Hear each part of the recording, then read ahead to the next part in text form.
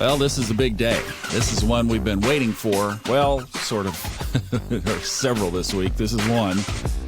We've already cleared one. Here is number 2, and then number 3 will be Sunday, Monday. So really combining that into one.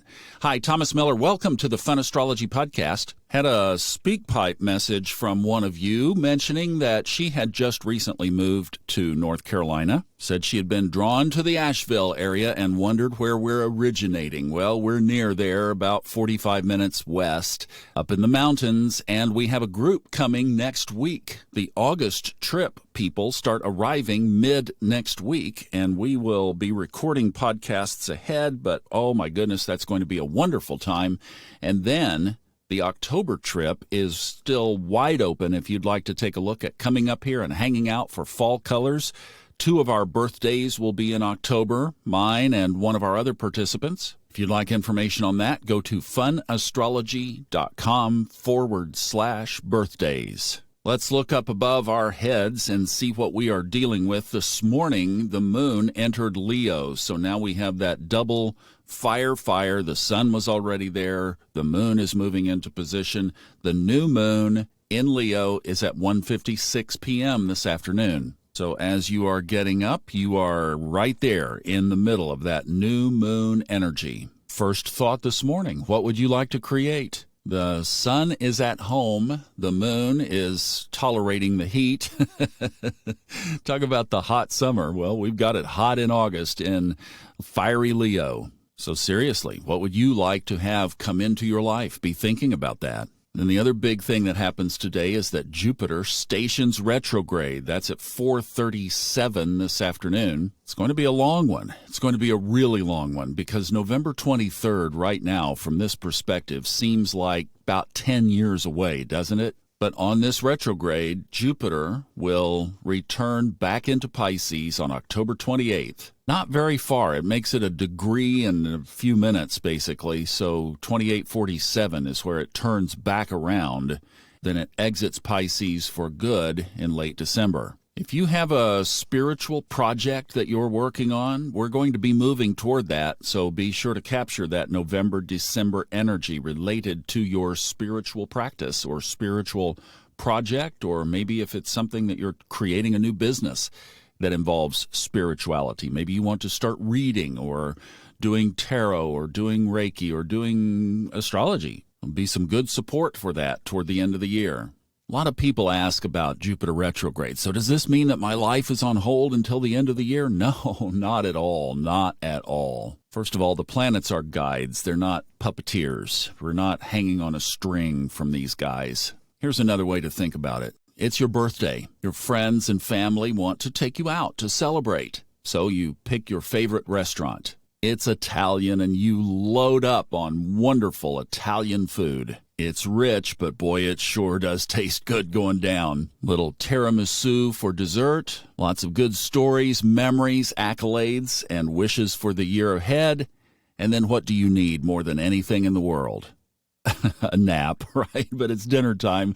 You need to not gorge for about the next 3 days. Your body needs it. Your digestive tract needs a break, and that's perfectly healthy. So in the cycles of our life, we need sometimes for expansion to digest. It's not healthy to always be pushing forward and not taking that step back for evaluation. I hope you have a morning routine to that effect, where you do that on a daily rotational basis. We do it following the moon patterns, where twice a month at least we stop to reflect on the moon's position relative to the sun. We create and then we release, and then we create and we release. It's a cycle. It's a beautiful cycle.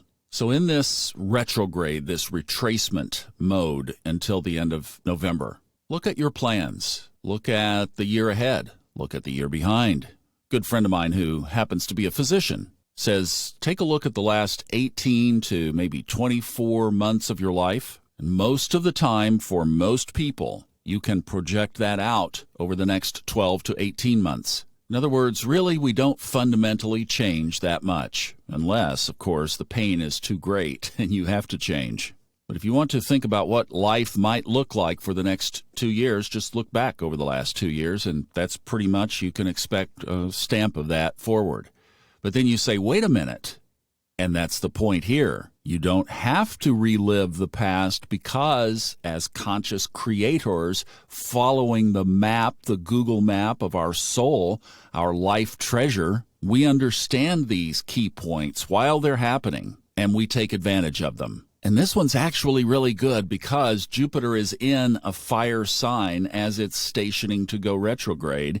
It's going to go back and retouch its own turf, kind of like the very touching pictures we've seen of our service men and women kissing their spouses as they embark to the jetway to leave for, in this case, for Jupiter, 12 years before it gets back to its spiritual home of Pisces. And then it will be setting its sights on Aries again, where I think is new beginnings and new buildings and new expansions of a new consciousness. Don't you know that's what's going on right now? So the whole thing here is, how are you going to prepare for the next wave, for the next phase? What is stuck?